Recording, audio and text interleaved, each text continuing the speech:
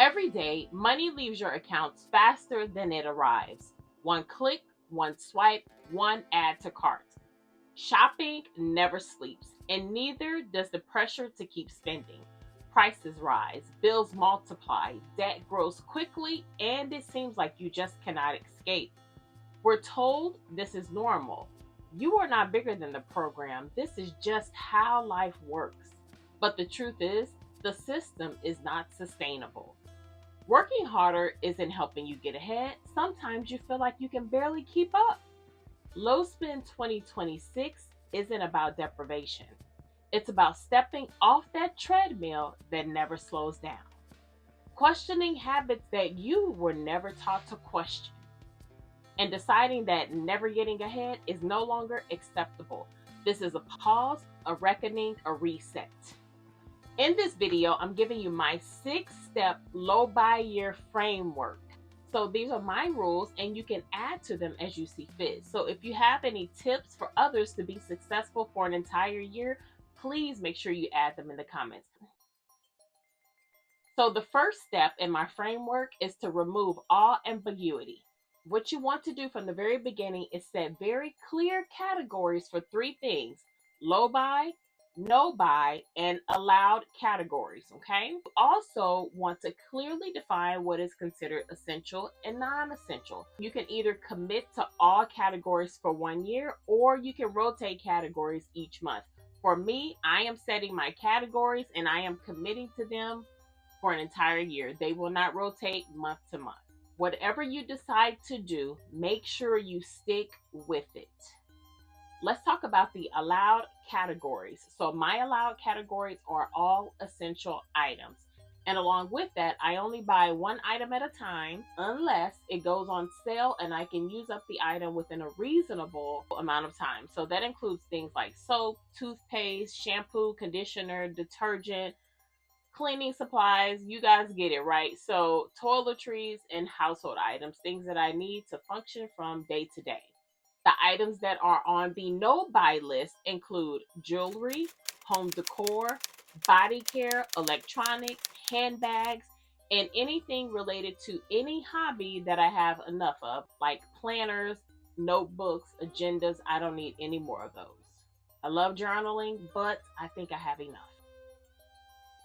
Now, on my low buy list are 2 items. First, we have makeup.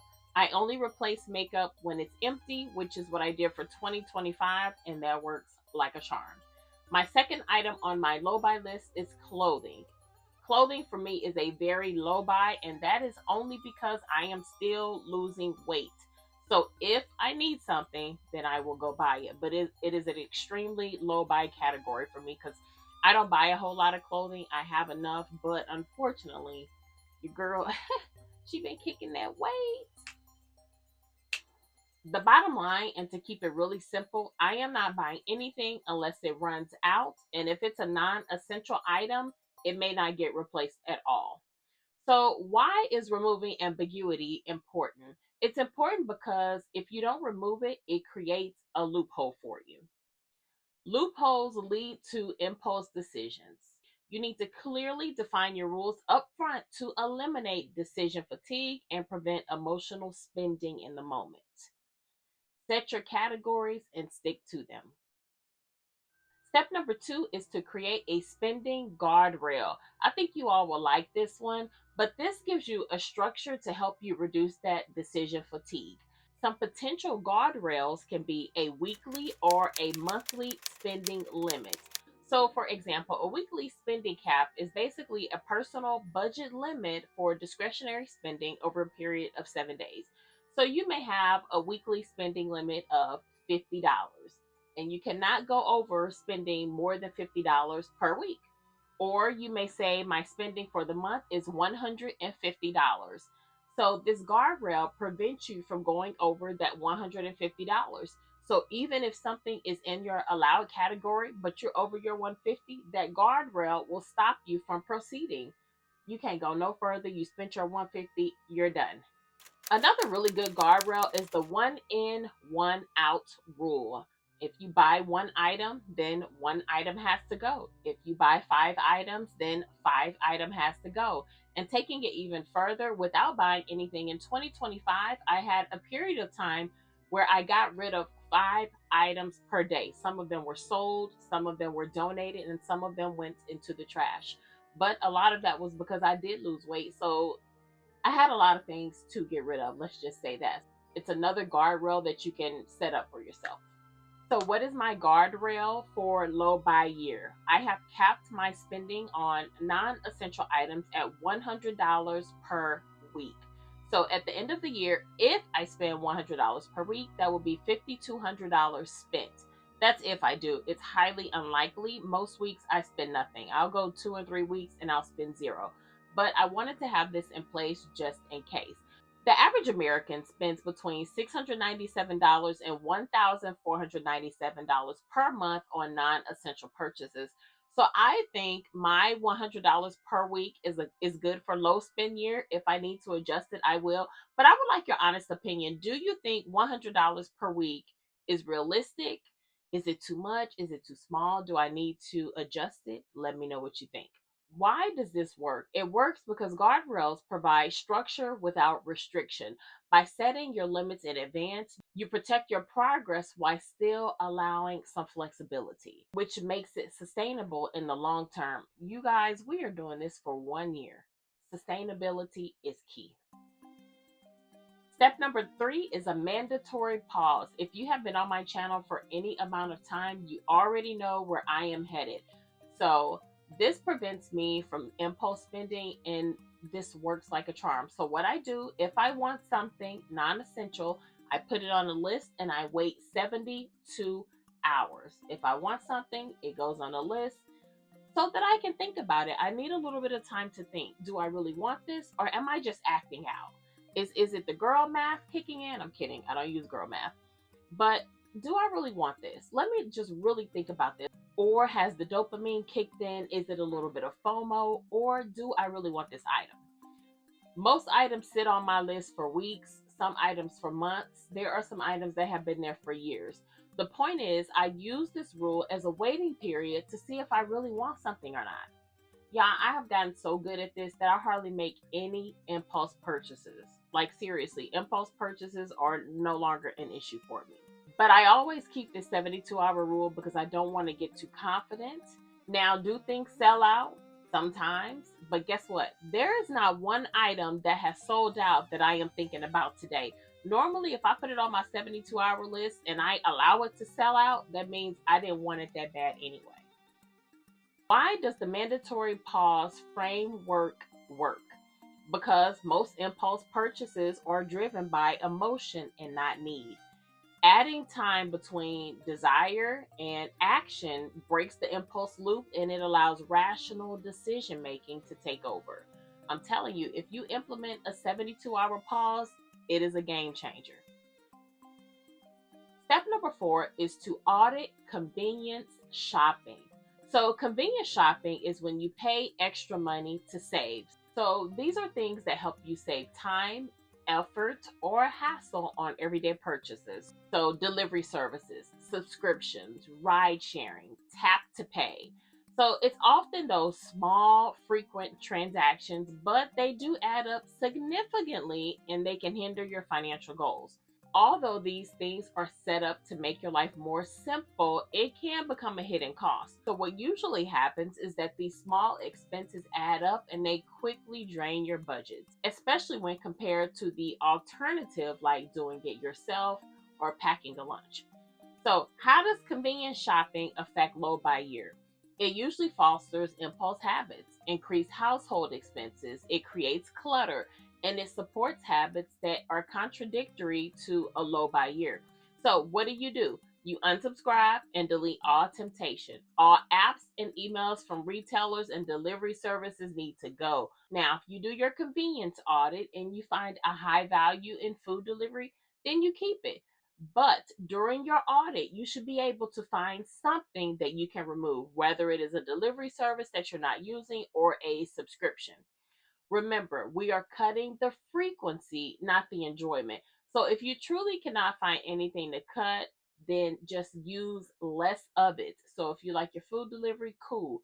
Use it a little bit less and start cooking some of your meals at home.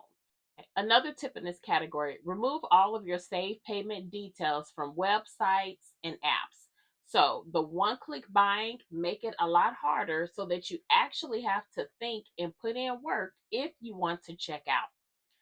For your security, you should not be saving your payment information anyway. Do y'all get those emails? Oh, we had a breach. We had a breach. I'm like, it's too much.